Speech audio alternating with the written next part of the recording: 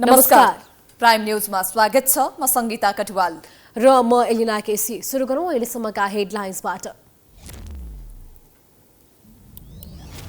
शीर्ष नेता लक्षित नो नट अगेन सामग्री प्रकाशन गरी कारबाही गर्ने आयोगको चेतावनीको चौतर्फी आलोचना।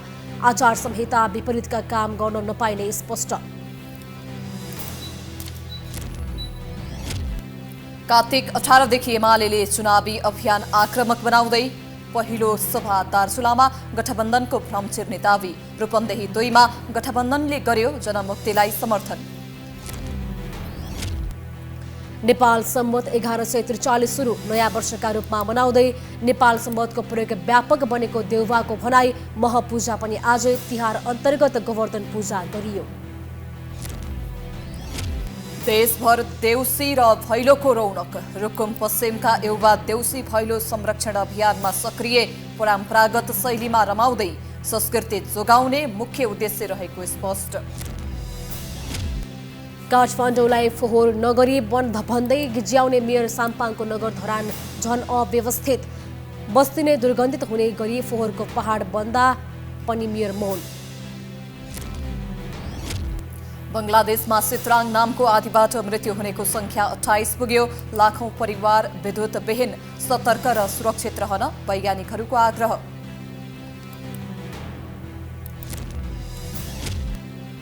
र वर्षाका कारण आईसीसी T20 विश्वकप क्रिकेट अन्तर्गत न्युजिल्यान्ड र अफगानिस्तान बीचको खेल रद्द। दुवै टिमले 1-1 अङ्क बाँडे। न्युजिल्यान्ड शीर्ष स्थानमा।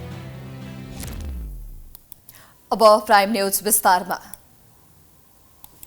आचार संहिता कडाईका साथ लागू गराउन लागि परेको निर्वाचन आयोगका केही कमजोरीका कारण आयोग आलोचनाको घेरामा परेको छ। आचार संहिता कडाई गर्ने नाममा आयोगले संविधानमा उल्लेख भएको अभिव्यक्ति स्वतन्त्रतालाई नै अंकुश लगाएको भन्दै सामाजिक सञ्जालमा तीव्र बहस छेडिएको छ। एक रिपोर्ट। निर्वाचन आयोगले मंगलबार बेलुका एउटा विज्ञप्ति जारी गर्यो। विज्ञप्तिमा उम्मेद्वारको दर्ता भइसकेको अवस्थामा नो नट अगेन नामको फेसबुक पेजबाट भ्रामक र द्वेषपूर्ण सामग्री प्रकाशन गरिएकोमा आयोगले गम्भीर ध्यानाकर्षण भएको उल्लेख गर्यो। सँगसँगै उक्त कसुर गर्ने व्यक्तिलाई 1 लाखसम्म जरिवाना वा 5 वर्ष कैद वा दुवै सजाय हुन सक्ने व्यवस्था स्मरण गराउँदै चेतावनी दियो। यो चेतावनीसँगै आयोगको आलोचना हुन थालेको छ। विभिन्न राजनैतिक दलमा आबद्ध तथा स्वतन्त्र मतदाता लगायतले पनि यसको विरोध गरेका छन्। नेकपा एमालेका नेता भीम रावलले सामाजिक सञ्जाल ट्विटरमा एक पोस्ट गर्दै आयोगले शीर्ष नेतालाई चुनाव अगाडि नै विजयी घोषणा गरे कसो होला भन्दै व्यङ्ग्यात्मक प्रश्न गरेका छन्। सँगसँगै उनले संविधानको धारा 17 मा भएको अभिव्यक्ति स्वतन्त्रता र धारा 19 मा भएको सञ्चारको हक विरुद्ध भएको पनि टिप्पणी गरेका छन्। त्यस्तै विवेकशील साझाका पूर्व प्रवक्ता शरदराज पाठकले पनि ट्विटरमा पोस्ट गर्दै व्यवस्था नै बदल्न चाहे नो मोर भन्ने अधिकार नागरिकलाई भएको स्मरण गराएका छन्। उनले निर्वाचन आयोगले के सोचेर फरमास जारी गरेको होला भन्ने प्रश्न पनि तिर्स्याएका छन्। यी लगायत संयोगले आयोगको उक्त कदमको विरोध गरेका छन्। तर आयोगले भने लान्छनापूर्ण अभिव्यक्ति तथा भ्रामक श्रव्य दृश्य सामग्री प्रकाशन भएकोले उक्त कदम चालेको जनाएको छ। र त्यो सामाजिक सञ्जालको प्रयोग गरेर कुनै राजनीतिक दल वा उम्मेदवार वा कुनै नेता विरुद्ध चाहिँ लान्छनापूर्ण अभिव्यक्ति दिने, भ्रामक र दुष्प्रचारयुक्त सामग्रीहरू चाहिँ प्रकाशन प्रसारण गर्ने र कोही पनि त्यो एकाउन्टको चाहिँ जिम्मेवार व्यक्ति नखुल्ने गरी छद्म नामबाट चाहिँ एकाउन्टहरू सिर्जना गरेर त्यस किसिमका चाहिँ गलत सूचना, भ्रामक सूचनाहरू प्रवाह गर्दाखेरि पक्कै पनि त्यसले निर्वाचनको स्वच्छता, निष्पक्षतामा चाहिँ असर पुग्ने देखिएर आयोगले त्यो निर्णय गरेको।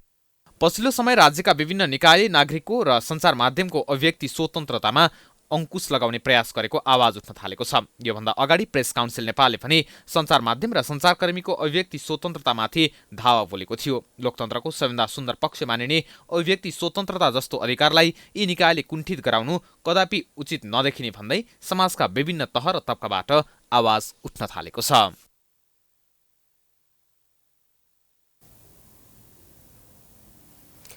आगामी मङ्सिर 4 गते हुने संसदीय निर्वाचनका लागि स्वदेश र विदेशका गरी करिब 10,000 पर्यवेक्षक परिचालित हुने भएका छन्। आयोगले पर्यवेक्षणका लागि गरेको आह्वान अनुसार आवेदन दिई स्वीकृति प्राप्त मध्ये 47 वटा स्वदेशी तथा विदेशी संस्थाले पर्यवेक्षण गर्ने भएका छन्। ती संस्थाले पेश गरेका तथ्याङ्क अनुमान गर्दा करिब 10,000 पर्यवेक्षक हुने आयोगको सहप्रवक्ता कमल भट्टराईले जानकारी दिए। हामीले करिब 43 43वटा संस्थालाई चाहिँ पर्यवेक्षणको अनुमति दिएका छौँ स्वदेशी संस्था पनि 4वटा विदेशी संस्थाहरू पनि पर्यवेक्षण गर्न आउँदै हुनुहुन्छ। यसरी स्वदेशी र विदेशी गरी कुल करिब 10,000को सङ्ख्यामा पर्यवेक्षकहरू परिचालन हुँदै हुनुहुन्छ। उहाँहरूले अहिले आयोगबाट परिचय पत्र पाउने क्रममा हुनुहुन्छ र सम्बन्धित संस्थाहरूले आफूले खटाउने पर्यवेक्षकहरूलाई अभिमुखीकरण तालिमहरू दिइरहनु भएको अवस्था छ। विदेशीतर्फ 4वटा संस्थाले पर्यवेक्षणका लागि अनुमति पाएका छन्। विगतमा निर्वाचनमा पर्यवेक्षण शहरी क्षेत्रमा मात्र भएको पाइएपछि आयोगले यो पटक भने पर्यवेक्षकलाई शहरी र सुविधा सम्पन्न क्षेत्रमा मात्र नभई दूरदराजका मतदान स्थलमा पनि पर्यवेक्षण गराउन खटाउने तयारी गरेको छ। आयोगले भारत, बङ्गलादेश, भुटान, मालदिभ्स, पाकिस्तान र श्रीलङ्काका प्रमुख निर्वाचन आयुक्तहरू तथा मतदानको दिन अवलोकनका लागि नेपाल स्थित विदेशी कूटनीतिक नियोगका प्रमुखहरूलाई मतदान केन्द्रको अवलोकनका लागि आग्रह समेत गरेको छ। तर कुन कुन देशबाट आउने भन्ने निश्चित भने भएको छैन।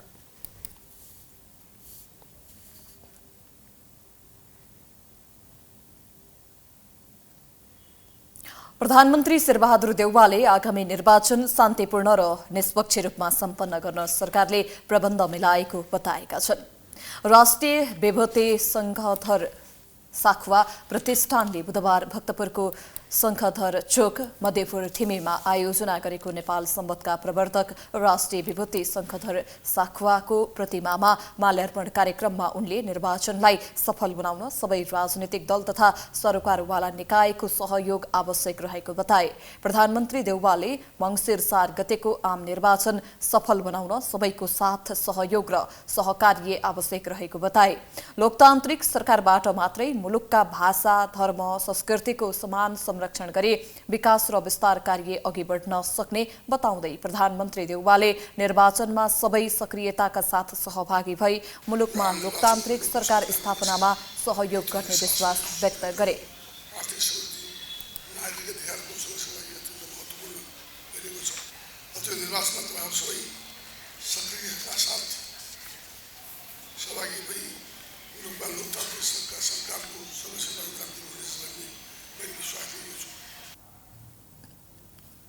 प्रधानमन्त्री देउवाले गरिबी र आम असमानताको अन्त्यका लागि नेपाली जनताको आर्थिक स्तर वृद्धि गरी जनतालाई सुखी र समृद्ध तुल्याउन शङ्खधर साखुवाको उदाहरणीय कामलाई सबैले प्रेरणा लिनुपर्ने बताएका थिए। उनले शाखाको कार्य सबैको गौरवको विषय भएकोले साखुवाको व्यक्तित्वबाट व्यक्तिगतभन्दा सामूहिक हितलाई आत्मसात गरी अघि बढ्ने प्रेरणा मिल्ने बताएका थिए। कार्यक्रममा संस्कृति, पर्यटन तथा नागरिक उड्डयन मन्त्री जीवनराम श्रेष्ठले शङ्खधर साखुवाको योगदानलाई चिरस्थायी बनाउन नेपाल सरकारले साखुवाको नाममा राष्ट्रिय पुरस्कारको घोषणा गर्ने तयारी गरेको जानकारी दिए।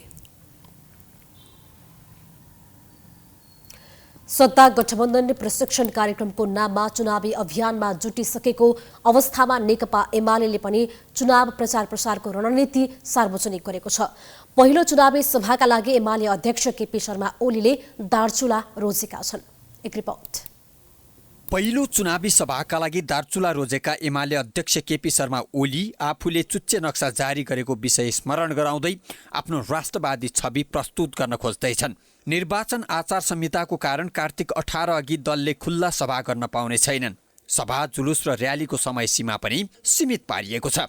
त्यसैले छोटो समयमा धेरै ठाउँमा पुग्नुपर्ने दबावमा दलहरू छन्। नेकपा एमाले आफ्नो चुनावी प्रचार प्रसारको सुरुवात दार्चुलाबाट गर्ने भएको छ। कार्तिक 18 गते एमाले अध्यक्ष ओली दार्चुलामा चुनावी सभालाई सम्बोधन गरी प्रचार प्रसारलाई हरियो झण्डा देखाउँदैछन्। केन्द्रीकृत रूपमा कार्तिक 18 गतेबाट हामीले चुनावी कार्यक्रमहरू सुरु गर्दैछौँ। हाम्रो पार्टीका अध्यक्षको अहिले हामीले दैनिक कार्यतालिका बनाइरहेका छौँ। त्यसका लागि प्रदेशका नेताहरू र जिल्लाका नेताहरूसँग हामी छलफल सम्पर्कमा छौँ। एमाले अध्यक्ष ओली एक्लै 13 दिनमा 40 जिल्ला टेक्ने रणनीतिमा छन्। त्यसपछि मौन अवधि प्रारम्भ हुनेछ। अध्यक्ष ओलीलाई धेरैभन्दा धेरै ठाउँमा पुर्याएर भोट बटुल्ने रणनीतिमा एमाले रहेको छ। अहिले हामी मोटामोटी अध्यक्षज्यूलाई 40वटा सभामा लैजाने योजनामा छौँ। यहाँलाई स्मरण गरौँ, गएको 74 सालको चुनावमा हामीले 80वटा सभामा एक्लै अध्यक्षलाई पुर्याएका थियौँ। केही ठाउँ तत्कालीन समयमा हामीसित जोडिनु भएको माओवादी केन्द्रका अध्यक्ष पनि जोडिनु भएको थियो। अधिकांश ठाउँमा एक्लै अध्यक्ष जानुभएको थियो र हाम्रा सह क्याम्पेनरहरू अध्यक्षमा जाने अरू क्याम्पेनरहरूलाई लिएर गएका थियौँ। त्यसो भएकोले जिल्ला हामी सबै ठाउँमा टेक्ने प्रयत्न गर्छौँ। 40वटा सभा भनेपछि कम्तीमा 40वटा जिल्लामा यसपटक अध्यक्षले टेक्नुहुन्छ। त्यो बाहेक अरू तहका नेताहरू पनि जानुहुन्छ। त्यो हिसाबले गर्दाखेरि कुन ठाउँ जान सकेला हेर्छौँ हामीहरू। 5 दलीय सत्ता गठबन्धनको एउटा दल जसपालाई आफूतिर तान्न सफल भए पनि एमाले बलियो गठबन्धन बनाउनु भने असफल रह्यो। त्यसमाथि राजावादीहरूसँग गठबन्धन गरेको कारण पनि यतिखेर एमाले रक्षात्मक अवस्थामा छ। अर्कोतर्फ 5 दलीय गठबन्धन तयारी साथ चुनावमा होमिएको बताइन्छ। यद्यपि 5 दलीय सत्ता गठबन्धनप्रति पनि प्रश्न उठाउने थुप्रै ठाउँ छ। खास गरी कम्युनिस्ट र कांग्रेस एकै ठाउँ आएको गठबन्धनलाई वैचारिक हिसाबले अमिल्दो भन्ने गरिन्छ। त्यसैले एमाले सत्ता गठबन्धनप्रति असन्तुष्टको भोट तानेर सिट संख्या बढाउने रणनीतिमा छ। अझ आफ्नै दलभित्रको अन्तर्घातलाई रोक्ने चुनौती त छँदैछ। अहिले चरम घेराबन्दीमा रहेको अवस्थामा सत्ता गठबन्धनको सामना गर्न एमालेका लागि सजिलो भने पक्कै छैन। आज एमापञ्चक अर्थात् तिहारको 5औं दिन कार्तिक शुक्ल प्रतिपदाका दिन आज गोवर्धन, बलि, गोरु र कृषकको पूजाआजा गरी मिठो खानेकुरा खान दिएर मनाइएको छ। आँगनमा लेपपोत गरी गाईको गोबरको पर्वत बनाई त्यसलाई गोवर्धन पर्वत मानी पूजा गर्ने गरिन्छ। आजै नेपाल सम्वत 1143 आज देशभर विविध कार्यक्रम आयोजना गरी मनाइएको छ। एक रिपोर्ट। नेपालीहरूको दोस्रो ठूलो चाड तिहार अर्थात् एमपञ्चकमा गोरुको पूजा आराधना गर्ने प्रचलन रहेको छ। कार्तिक शुक्ल प्रतिपदाका दिन बुधबार गोवर्धन, बलि, गोरु र कृषकको पूजाआजा गरी मिठो खानेकुरा खान दिएर मनाइएको छ। आँगनमा लिपपोत गरी गाईको गोबरको पर्वत बनाई त्यसलाई गोवर्धन पर्वत मानी पूजा गर्ने गरिन्छ। द्वापर युगमा भगवान श्रीकृष्णले हत्केलाले गोवर्धन पर्वत उचाली गोकुलवासीलाई मुसलधारे वर्षाबाट बचाएको सम्झनामा गोवर्धन पर्वतको पूजा गर्ने प्रचलन रहेको छ। कार्तिक शुक्ल प्रतिपदाका दिन यो पर्व मनाइन्छ। गोवर्धन पूजा प्रतिपदाका दिन सूर्योदय भएका दिन गर्नुपर्ने विधि छ। भगवान विष्णुले बलि राजालाई एमपञ्चकका 5 दिन मृत्युलोकको शासन गर्ने अधिकार दिएको विश्वासका आधारमा बुधबार बलि राजाको पनि सम्झना स्वरूप पूजा आराधना गरिन्छ। यसै कारण तिहारमा देउसी भैलो खेल्नेले हामी त्यसै आएनौं बलि राजालाई पठाए भनेर भट्याउने चलन पनि चलेको हो। वर्षभर जोतिएर मानव हितका लागि सेवा गर्ने गोरुलाई पनि आज पूजाआजा गरी मिठा मिठा खानेकुरा खान दिने प्रचलन छ। गोरुलाई देवादिदेव महादेवको वाहन अर्थात् साँडेका रूपमा पनि पूजा गर्ने परम्परा छ। यसैगरी वर्षभर गोरु जोत्ने हली एवं अन्य कृषि कर्म गर्ने किसानलाई पनि आज पूजा गरी मिठा मिठा परिकार खुवाइन्छ। यसैले आजको दिनलाई हली तिहार पनि भनिन्छ। त्यस्तै चन्द्रमास अनुसार प्रचलनमा रहेको मौलिक नेपाल सम्वत 1143 पनि मनाइएको छ। नेपाल सम्वत 1143 आज देशभर विविध कार्यक्रम आयोजना गरी मनाइएको हो। बिहान सूर्योदयसँगै नयाँ वर्ष सुरु भएको खुसियालीमा राजधानीका विभिन्न स्थानमा शुभकामना र्याली निकालिएको थियो। यस सम्वतलाई नेवार समुदायले नयाँ वर्षका रूपमा मनाउने गरेका छन्। राष्ट्रिय विभूति शङ्खधर साखवाले विक्रम सम्वत 937 ईस्वी सम्वत 880 मा गरिब जनताको ऋण मोचन गरी नेपाल सम्वतको सुरुवात गराएका थिए। नेपाल सम्वतले पृथ्वीनारायण शाहको शासनकालसम्म राष्ट्रिय सम्वतको मान्यता पाएको हो। विक्रम सम्वत 2007 मा प्रजातन्त्रको स्थापना भएपछिदेखि नै नेपाल सम्वतलाई राष्ट्रिय मान्यताका लागि अभियान चलाइएको छ। नेपाल सम्वतलाई नयाँ वर्षका रूपमा काठमाडौँ, ललितपुर, भक्तपुर, कीर्तिपुर, गोकर्णेश्वर, टोखा, साँखु, बनेपा, धुलीखेल, बाह्रविसे, दोलखा, भीमेश्वर लगायत नेवार समुदायको बाहुल्यता रहेका स्थानमा विशेष रूपमा मनाउने गरिन्छ। गरिब जनताको ऋण मोचन गराई सामाजिक सेवाको उत्कृष्ट नमुना प्रस्तुत गरेको र नेपालमा मौलिक सम्वत समेत चलाएको कार्यको उच्च मूल्याङ्कन गर्दै 2056 सालको नयाँ वर्षका दिनमा तत्कालीन प्रधानमन्त्री कृष्णप्रसाद भट्टराईले साखवालाई राष्ट्रिय विभूति घोषणा गरेका थिए। 2065 मा तत्कालीन प्रधानमन्त्री पुष्पकमल दाहालले नेपाल सम्वतले राष्ट्रिय मान्यता पाउने घोषणा गरेको थियो। कार्तिक कृष्ण औँसीका दिन बही खाता बन्द गरी नयाँ वर्ष अर्थात् कार्तिक शुक्ल प्रतिपदाका दिन नयाँ बही खाताको सुरुवात गर्ने परम्परा समेत काठमाडौँमा अझै छ। प्रधानमन्त्री शेरबहादुर देउवाले मौलिक सम्वतका रूपमा रहेको नेपाल सम्वतको प्रयोगलाई आगामी दिनमा थप व्यापकता दिन आवश्यक रहेको बताएका छन्।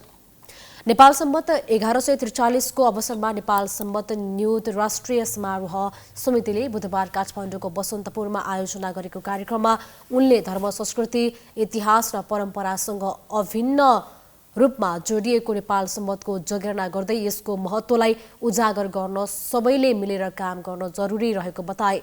प्रधानमन्त्री देउवाले व्यक्तिगत भन्दा सामूहिक र दलगत हितभन्दा माथि उठेर राष्ट्रिय हितलाई आत्मसात गरी अघि बढ्न सके मात्र राष्ट्रिय अभिष्ट पूरा हुन सक्ने विश्वास व्यक्त गरे। उनले 2046 र 2062-63 को जनआन्दोलनको सफलतासँगै नेपाल सम्बन्धले राष्ट्रिय मान्यता प्राप्त गरे पश्चात हालका दिनमा यसको प्रयोगले व्यापकता लिँदै गएको बताए।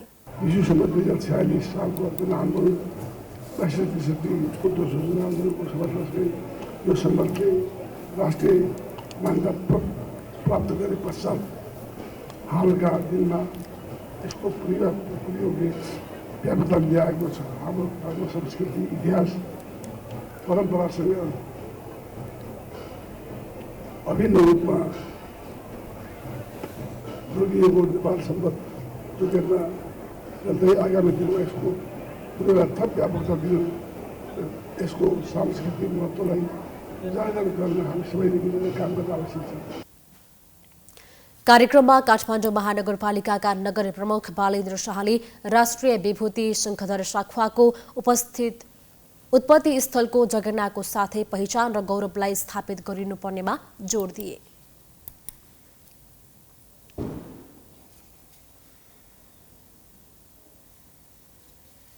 नेवार समुदायले बुधबार मपूजा गरेका छन्। काठमाडौँ उपत्यका लगायत अन्य क्षेत्रमा बसोबास गर्ने नेवार समुदायले मपूजा गर्छन्। साँझ परिवारका सबै सदस्य जम्मा भएर मपूजा गर्ने प्रचलन छ। मको शाब्दिक अर्थ देह या शरीर हो। यस अर्थमा म पूजाको अर्थ आफ्नो देहको पूजा हो। यसरी आत्माको पूजा गर्नुलाई महपूजा मानिने संस्कृतिविदहरूको भनाइ छ। प्रत्येक वर्ष कार्तिक शुक्ल प्रतिपदाको दिन म पूजा गर्ने प्रचलन रहेको छ। शरीरमा शान्ति नभइकन सर्वत्र शान्ति नहुने विश्वास अनुरूप महपूजाको दिन अष्ट चिरञ्जीवीको प्रत्येक र अष्ट ऐश्वर्य झल्कने आकर्षक मण्डप बनाएर त्यसमा आत्मस्वरूप पूजा गरिन्छ। घरको मुलीले परिवारको अन्य सदस्यलाई टीका सगुन लगाई दिएर पूजा गरिन्छ। पूजा सकिएपछि भोज खाने प्रचलन रहेको छ। सत्ता गठबन्धनले रूपन्देही 2 मा जनमुक्ति पार्टीका केशव बहादुर थापालाई समर्थन गर्ने निर्णय गरेको छ। प्रधानमन्त्रीको सरकारी निवास बालुवाटारमा बसेको बैठकले रूपन्देहीको प्रतिनिधि सभा निर्वाचन क्षेत्र नम्बर 2 मा जनमुक्ति पार्टीका उम्मेद्वार थापालाई सत्ता गठबन्धनको साझा उम्मेद्वारका रूपमा समर्थन गर्ने निर्णय गरेको हो। रूपन्देही 2 का गठबन्धनका तर्फका उम्मेद्वार बनेका नेकपा एकीकृत समाजवादीका राजु गुरुङको उम्मेद्वारी निर्वाचन आयोगको जिल्ला निर्वाचन अधिकृतको कार्यालयले खारेज गरेको थियो। यो क्षेत्रमा एमालेको तर्फबाट उपाध्यक्ष विष्णु पौडेल चुनावी प्रतिस्पर्धामा छन्। त्यस्तै सत्ता गठबन्धनमा रहेका दलले आगामी मङ्सिर 4 मा हुन लागेको आम निर्वाचनमा पार्टीका बागी उम्मेद्वारलाई कारबाही गर्ने तयारी पनि गरिरहेका छन्। आजको बैठकमा प्रदेश स्तरीय चुनावी सभाको समीक्षा र आगामी रणनीतिबारे समेत छलफल भएको थियो।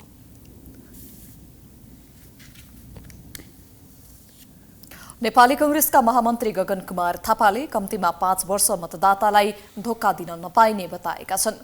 नेपाली कांग्रेस जिल्ला कार्य समिति ओखलढुङ्गाले बुधबार काठमाडौँमा आयोजना गरेको शुभकामना आदान प्रदान कार्यक्रममा थापाले 5 वर्षको अवधिको साझा कार्यक्रम बनाएर गठबन्धनले जनता माझ भोट मागेपछि कम्तीमा 5 वर्ष जनतालाई धोका दिन नपाइने र मतको इज्जत राख्नुपर्ने बताएका हुन्। कसैको व्यक्तिगत स्वार्थ र महत्वाकांक्षा पूरा भएन भनेर कुनै नेतालाई दायाँ बायाँ गर्ने छुट अब नेताहरूलाई नभएको उनको भनाइ छ। 5 वर्षको लागि सँगै उभिएर मत मागिसके पछाडि अब 5 वर्ष मत हाल्ने त्यो मतदातालाई र मतको आदेशलाई धोका दिन पाइँदैन। त्यो मतको इज्जत राख्नुपर्छ। यो वा त्यो कारणले कसैको व्यक्तिगत आग्रहले, कसैको सनकले, कसैको लहरले, कसैको महत्वाकांक्षाले कसैको इच्छा पूर्ति भएन भनेर अब यी दलहरूलाई दाहिने देब्रे फर्कने हक अधिकार कोहीलाई पनि छैन। हामी एक ठाउँ उभिएपछि कम्तीमा पनि त्योभन्दा पछाडिको यात्रा हाम्रो अनुभवले तय गर्ला, तर कम्तीमा पनि यो 5 वर्ष हामी एक ठाउँ उभिन सक्नुपर्छ, उभिनै पर्छ।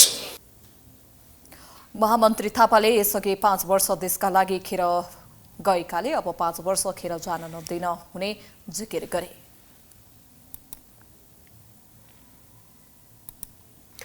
रुकुम पश्चिमका युवाहरू देउसी भैलो संरक्षण अभियानमा जुटेका छन्।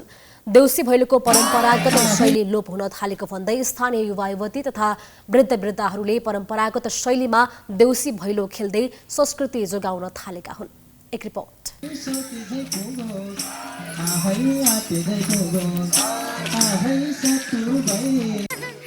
आधुनिकताका नाममा देउसी भैलो विकृतिका रूपमा देखिन थालेपछि रुकुम पश्चिमका स्थानीयले देउसी भैलो संरक्षणमा जुटेका छन्। उनीहरूले मादल, खैँजडी, बाँसुरी, झ्याली लगायतका परम्परागत बाजा लिएर देउसी खेल्दै संरक्षण र परम्परागत शैलीलाई पुस्तान्तरण गर्ने उद्देश्यका साथ देउसी खेल्ने गरेका छन्। जस्तै भताउने पनि देवकै तालमा त्यस्तै अब क्यासेटमा त्यस्तै बताइराखेका हुन्छन्। हामीले चाहिँ मौलिकता झल्काउनको लागि पुरानो संस्कृतिलाई जगेर्ना गर्नको लागि यो हाम्रो संस्कृतिलाई जोगाउनको लागि यस्तै शैलीमा पुरानो शैलीमा यस्तो भैली बत्याउन लागेको। केही वर्ष अघिसम्म ठुला ठुला साउन्ड सिस्टममा देउसी भैलो खेल्दै आधुनिक गीत घन्काउँदै हिँड्ने उनीहरू यसपालि संस्कृति जोगाउने भन्दै परम्परागत शैलीमा रमेका छन्।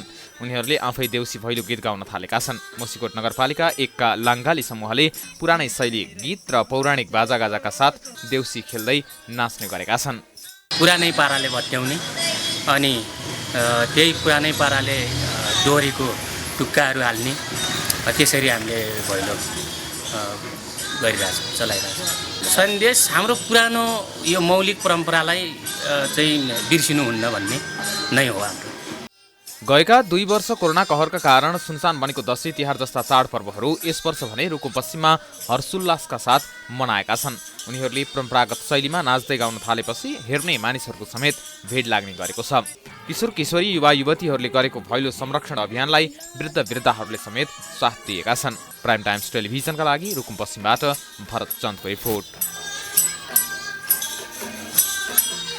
तिहारको रौनकताले पर्यटकीय नगरी पोखरामा पनि छोएको छ। हिन्दूहरूमा दोस्रो ठूलो पर्व तिहार पोखरा लगायत देशभर तिहारको अवसरमा देउसी खेल्नेदेखि विभिन्न कार्यक्रम हुँदै आएको छ। यमपञ्चकको 5औं दिन भाइटिका लगाएर तिहार मनाउने गरिन्छ। तिहारलाई उज्यालो पर्वको रूपमा पनि लिने गरिन्छ। तिहारको रौनकताले पर्यटकीय नगरी पोखरामा विभिन्न पोसाकमा सिंगारिएर देउसी भैलो खेल्नेहरू नाच्दै हिँडेका छन्। पोखरामा रहेका पर्यटकहरू पनि यहाँको संस्कृतिसँग रमाइरहेका छन्। यसैबीच होटल संघ पोखरा नेपालले तिहारका अवसरमा यस वर्ष पनि भाइटिका महोत्सवलाई निरन्तरता दिने जनाएको छ। संघले यस वर्षको तिहारमा 15औं संस्करणको भाइटिका महोत्सव 2079 आयोजना गर्ने भएको छ। लेकसाइड स्थित मम्स गार्डन रिसोर्टमा महोत्सव आयोजना गरिने भएको छ। संस्कृतिका माध्यमबाट पर्यटन प्रवर्धन गर्दै पर्यटन क्षेत्रमा आशा जगाउने उद्देश्यका साथ महोत्सव आयोजना गर्न लागि संघले जनाएको छ। कोभिड-19 लगायत विविध कारणले पर्यटन क्षेत्र मारमा परेको भन्दै आपसी भाइचारा अभिवृद्धि गर्दै पर्यटन पुनरुत्थानमा महोत्सवले सघाउने विश्वास आयोजकले लिएको छ। यमपञ्चकको अन्तिम दिन अर्थात् भाइटिका भोलि। यस वर्षको भाइटिकाको उत्तम साइत बिहान 11:37 रहेको छ। अन्तर्राष्ट्रिय पञ्चाङ्ग निर्णायक समितिले भाइटिकाको साइत कार्तिक 10 गते बिहान 11:37 रहेको जनाएको छ। तर बिहानको साइत भए पनि बेलुकी सूर्यास्त नभएसम्म टीका लगाउन सकिने समितिले जनाएको छ। टीकाको साइत भारतमा 11:55 अमेरिकाको न्युयोर्कमा 26 अक्टोबर बिहान 11:25 क्यानाडामा 26 अक्टोबर 11:45 र अस्ट्रेलियाको सिडनीमा 27 अक्टोबर बिहान 11:15 उत्तम साइत रहेको समितिले जनाएको छ।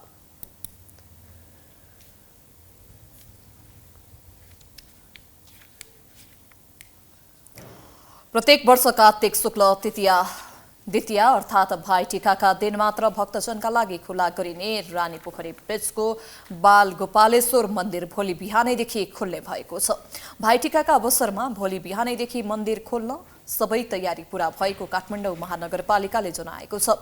मन्दिर वर्षमा एक दिन भाइटिकाका दिन मात्र खुल्ने भएकाले खुल्नका लागि सबै तयारी गरिएको र भक्तजनले बिहानदेखि बेलुकासम्म पूजा आराधना एवं दर्शन गर्न पाउनेछन्। भाइटिकाका अवसरमा दाजुभाइ नहुने दिदीबहिनी र दिदी बहिनी नहुने दाजुभाइ रानीपोखरी बीचको बाल गोपालेश्वर मन्दिरमा आई पूजा आराधना गरेर टिका लगाउने गर्छन्। रानीपोखरी क्षेत्रमा विक्रम सम्वत 2063 पछि छठ पर्व पनि मनाउने गरिएको थियो। 2072 वैशाख 12 गतेको भूकम्पका कारण त्यसै वर्षको तिहारदेखि भने छठ मनाउन बन्द गरिएको थियो। भूकम्पपछि भाइटिकाका अवसरमा पनि रानीपोखरी खुला गरेर मन्दिर क्षेत्रमा पूजा आराधना र दर्शन गर्ने व्यवस्था मिलाउने गरिएको थियो। त्यसबेला पूजा आराधना एवं दर्शन गर्न असहज भएको भक्तजनले गुनासो गरेका थिए। भूकम्पले क्षतिग्रस्त मन्दिर 2077 पुनर्निर्माण सम्पन्न भएपछि भक्तजनलाई सहज भएको छ।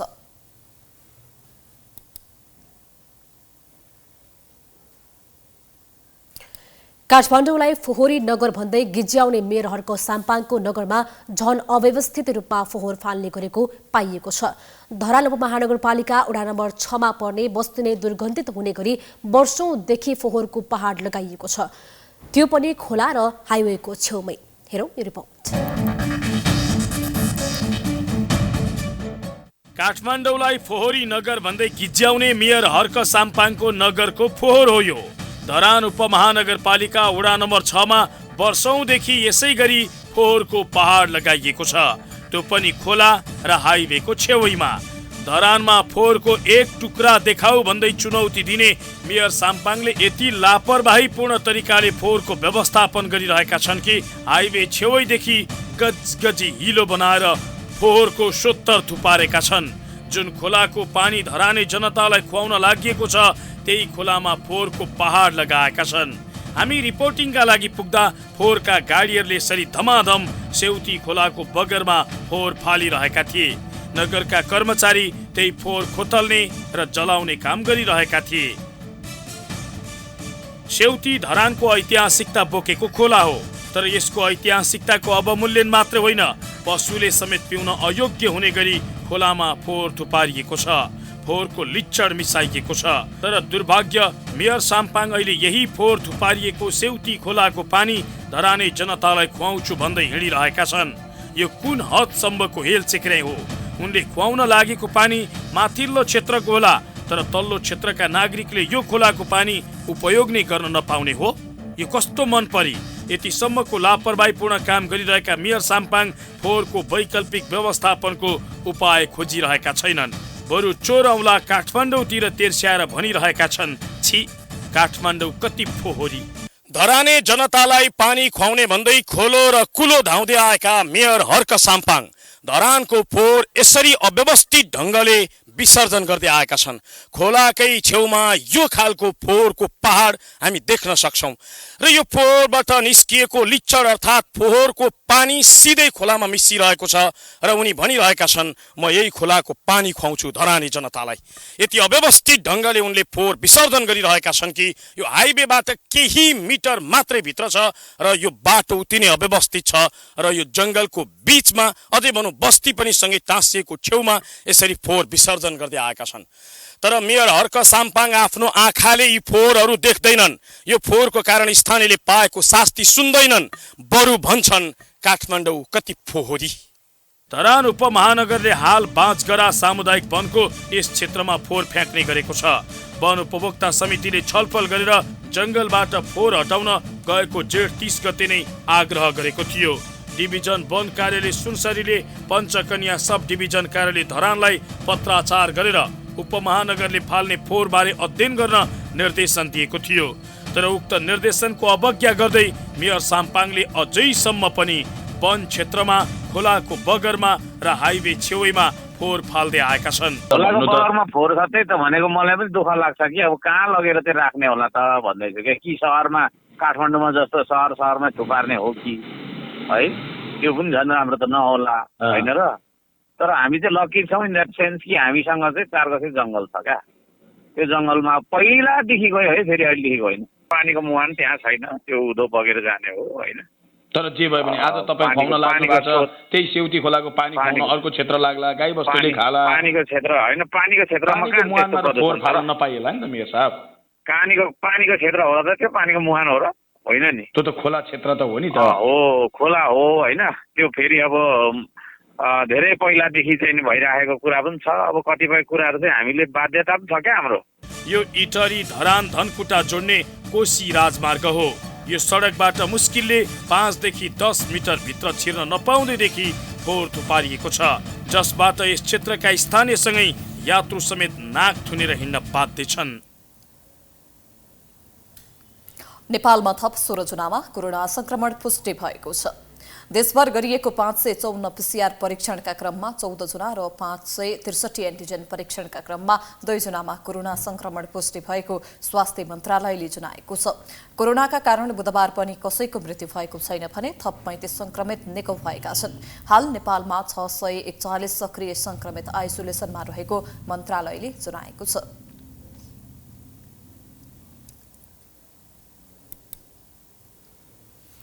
संसदीय निर्वाचन आउन 26 दिन बाँकी रहँदा उम्मेद्वारहरूले चुनावी खर्च जुटाउनु पर्ने बाध्यता छ। कतिपय नेता चुनावी खर्च धान्न नसक्ने भएर उम्मेद्वार नै नबनेको उदाहरण पनि छन्। चुनावमा पैसा जुटाउन सक्ने तथा पार्टीलाई सहयोग गर्न सक्नेले मात्र धेरैजसो टिकट पाएका छन्। चुनावमा उम्मेद्वारले जसरी भए पनि खोजेर धेरै खर्च गर्ने र निर्वाचित भएपछि राज्य दोहन गर्ने हुँदा भ्रष्टाचार बढ्ने गरेको छ। एक रिपोर्ट। राजनीतिमा त्याग, तपस्या, सिद्धान्त, विचार र निष्ठाको खासै महत्त्व हुन छाडेको छ। राजनीतिक दलका नेताले निर्वाचन आफ्नो पक्षमा पार्न साम दाम दण्डभेद गर्न सक्ने तथा धेरै पैसा खर्च गर्न सक्नेलाई मात्र धेरैजसो टिकट दिने गरेका उदाहरण छन्। गत वैशाख 30 गते सम्पन्न स्थानीय निर्वाचनमा पनि टिकट वितरणमा आर्थिक अनियमितता हुँदा इमान्दार कार्यकर्ता टिकट पाउनबाट वञ्चित भएको काङ्ग्रेस नेता डाक्टर शेखर कोइरालाले विज्ञप्ति निकालेरै विरोध गरेका थिए। टिकट खरिद बिक्री हुँदा कयौं स्थानीय नेता कार्यकर्ताको राजनीतिक जीवन समाप्त गरेको दाबी पनि कोइरालाको थियो। निर्वाचनमा खर्च गर्न नसक्ने उम्मेदवारले चुनाव जित्न पनि कठिन हुने निश्चित जस्तै भएको छ। 2074 सालको संघीय संसदको निर्वाचनमा दाङ 3बाट टिकट पाएका एमाले उपाध्यक्ष युवराज ग्यावालीले पैसा खर्च गर्न नसक्ने भन्दै उम्मेदवार नै बन्न चाहेनन्। उनले यसपटक पनि खर्च गर्न रकम झो गर्न नसक्ने भएकाले चुनावमा टिकट नलिएको बताए। धेरै खर्च लाग्ने भयो, त्यसो भएर चाहिँ म त्यो पैसा खर्च बिहोर्न सक्ने अवस्थामा नरहेको हुनाले म चुनाव उड्दिनँ भनेर मैले कमिटीको बैठकमै भने हो, सार्वजनिक ढङ्गले पनि बोले हो। त्यो मैले यथार्थ कुरा गरे हो, किन करोडौँ खर्च लाग्छ। मेरो मनले के भन्यो भन्दाखेरि चाहिँ अब अहिले चाहिँ नउठ भन्ने नै म निष्कर्षमा पुगेँ। 2074मा नै नवलपरासी 1बाट निर्वाचित काङ्ग्रेसका तत्कालीन महामन्त्री शशाङ्क कोइरालाले निर्वाचन जित्न 6 करोड खर्च गरेको गत चैत्र 26 गते खुलासा गरेका थिए। अहिले पनि कोइराला सोही क्षेत्रबाट उम्मेदवार छन्। चुनाव जसरी नै जित्नै पर्ने अवस्थाले टिकट क्रय विक्रय हुनुले भ्रष्टाचारलाई टेवा पुग्ने भ्रष्टाचार विरोधी अभियानका अध्येताहरूको भनाइ छ। दलालहरू, बिचौलियाहरू र 2 नम्बरियाहरूबाट सहयोग लिएर चुनावमा खर्च गर्ने र उनीहरूलाई त्यही काम गर्नको लागि भोलि संरक्षण दिने। यसले गर्दा मुलुकमा के हुने भयो भने भ्रष्टाचार व्यापक रूपमा बन्ने भयो र मुलुकमा सुशासन हुने भएन। मनी मसल चाहिँ अत्यधिक मात्रामा प्रयोग गरेर भए पनि जित्नुपर्ने यो गलत संस्कार चाहिँ राजनीतिमा हावी हुँदैछ। यसले वास्तवमा चाहिँ राजनीतिलाई प्रदूषित गरेको छ। निर्वाचन महँगो बन्दै गएपछि संसदीय निर्वाचनमा उम्मेदवार बनेका पनि चिन्तित देखिएका छन्। यसमा पनि धेरैजसो ठाउँमा नेताका नातेदार तथा पैसा र पहुँच हुनेले मात्र टिकट पाउने प्रवृत्तिले निर्वाचनको उपदायतामाथि नै शङ्का जन्मिएको छ। नेपाली पब्लिक पोलिसी रिभ्यू नामक जर्नलमा प्रकाशित गरेको लेखलाई आधार मान्दा 2074 सालको 3 तहको निर्वाचनमा 1 खर्ब 31 अर्ब 63 करोड खर्च भएको उल्लेख छ। यसमा सरकार तथा राजनीतिक दलबाट भन्दा उम्मेदवारबाट हुने खर्च बढी भएको उल्लेख गरिएको छ। अनुसन्धानमा दलबाट र स्थानीय तहका उम्मेदवारबाट मात्र करिब 50 अर्ब 95 करोड खर्च गरिएको दाबी गरिएको छ। यसबाट पनि के देखिन्छ भने सामान्य आर्थिक अवस्था भएका मानिसले चुनाव लड्न कठिन छ। Political bureau, prime HD, Kathmandu. अब बिजनेस न्यूज।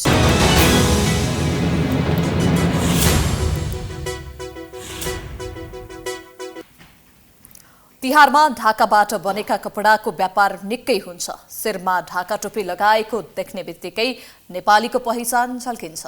भाइटिकामा दिदी बहिनीले दाजुभाइलाई ढाकाको टोपी उपहार दिने परम्परा नै छ।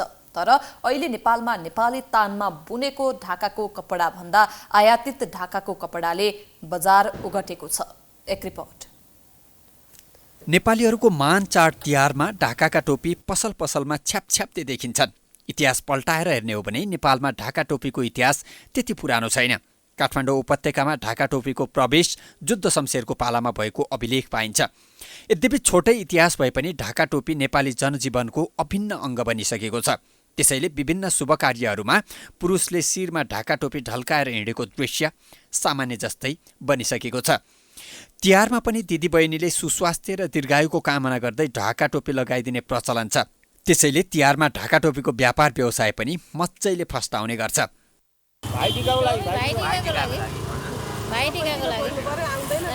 तिहारलाई लक्षित गरेर बजारमा ढाकाका टोपीको व्यापार पनि बढी नै हुन्छ। तर नेपाली ढाका नभएर विदेशी ढाकाको कपडाबाट बनेका टोपीले बजार पाएका छन्, जसको नकारात्मक असर नेपाली ढाकाका कपडा उद्योगलाई परेको छ। आजभोलि नेपाली ढाका कपडा भन्दा पनि बाहिरबाट आएको ढाकाको कपडा सस्तो पाइएकाले नै यसले बजार ओगटेको हो। नेपालको पालपाली ढाका कपडाले नाम कमाएको छ। तर नेपाली तानमा बुनेको ढाका कपडा महँगो र विदेशबाट आएको ढाका सस्तो भएकाले विदेशबाट आएको ढाकाले बजार पाएको हो। उपभोक्ताले महँगोभन्दा सस्तो सामग्रीकै प्रयोग गर्न रुचाउँछन्। नेपाली मौलिक पहिचान बोकेको ढाकाका कपडाबाट बनेका टोपी, गलबन्दी, पर्स लगायतका विभिन्न सामग्री भाइटिकामा होस् वा अन्य शुभ कार्यहरूमा त्यत्तिकै प्रयोगमा आउने गरेको छ। व्यापार हल्काफुल्का ठिकै छ। नेपाली ढाका टोपी तिहारमा दिदीहरूले बहिनीहरूले दाजुभाइलाई लगाइदिनलाई यसो चाहिन्छ भन्ने एउटा भएको हुनाले अलिक सस्तोमा चाहिँ बढी बिक्छ अहिले तिहारको बेलामा। ठिकै छ, सन्तोषहरू छ। ठिकै छ, पोहोरको भन्दा अलि राम्रै छ।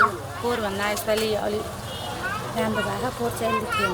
समय सापेक्ष नेपाली ढाका कपडाका उद्योगले उपभोक्ताको चाहनालाई बुझेर सबैले खरिद गर्न सक्ने सस्तो मूल्यमा बजारमा नल्याउने हो भने नेपाली ढाका कपडाको स्थानमा विदेशी ढाकाका कपडाले सधैँ बजार ओगट्ने अवस्था रहिरहन्छ।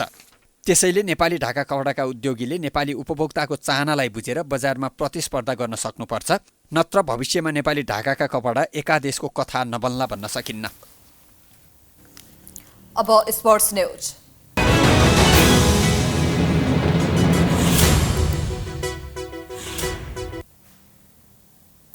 आईसीसी टी20 विश्वकप क्रिकेट अन्तर्गत न्युजिल्यान्ड र अफगानिस्तान बीचको खेल रद्द भएको छ।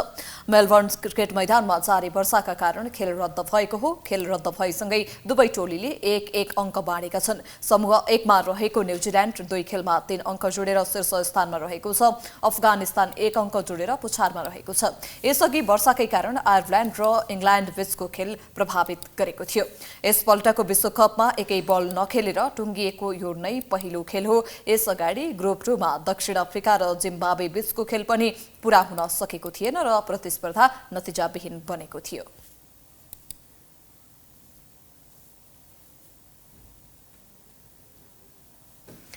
हामी प्राइम न्यूजको अन्त्यमा आइपुगेका छौं। जाँदा जाँदै हेडलाइन्स पुनः एकपटक। शीर्ष नेता लक्षित नो नट अगेन सामग्री प्रकाशन गरे कारबाही गर्ने आयोगको चेतावनीको चौतर्फी आलोचना। आचार संहिता विपरीतका काम गर्न नपाइने स्पष्ट। कार्तिक 18 देखि एमालेले चुनावी अभियान आक्रमक बनाउँदै पहिलो सभा दार्चुलामा गठबन्धनको भ्रम चिर्ने दावी। रूपन्देही 2 मा गठबन्धनले गर्यो जनमुक्तिलाई समर्थन। नेपाल सम्बत 1143 सुरु नयाँ वर्षका रूपमा मनाउँदै नेपाल सम्बतको प्रयोग व्यापक बनेको देउवाको भनाई। महपूजा पनि आजै तिहार अन्तर्गत गोवर्धन पूजा पनि गरियो। देशभर देउसी र भैलोको रौनक। रुकुम पश्चिममा युवा देउसी भैलो संरक्षण अभियानमा सक्रिय।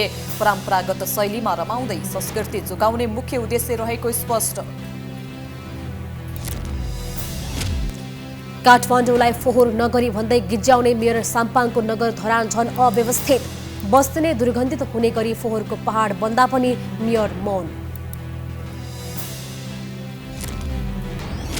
बङ्गलादेशमा सित्राङ नामको आँधीबाट मृत्यु हुनेको संख्या 28 पुग्यो। लाखौं परिवार विद्युतविहीन। सतर्क र सुरक्षित रहन वैज्ञानिकहरूको आग्रह।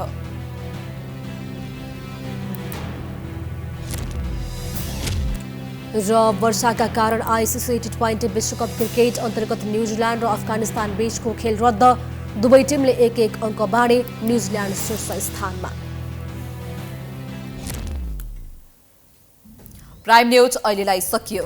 यसपछिको प्रस्तुति कार्यक्रम जनता जान्न चाहन्छन् ऋषि धमलाको साथमा। हेर्दै गर्नुहोला प्राइम HD। नमस्कार।